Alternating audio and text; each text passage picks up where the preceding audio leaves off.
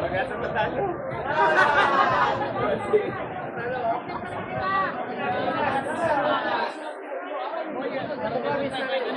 Kasama namin.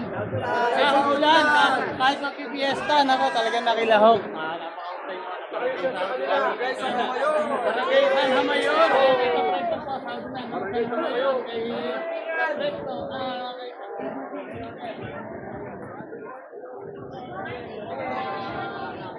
Kami yung taga-biwas yun, biwas.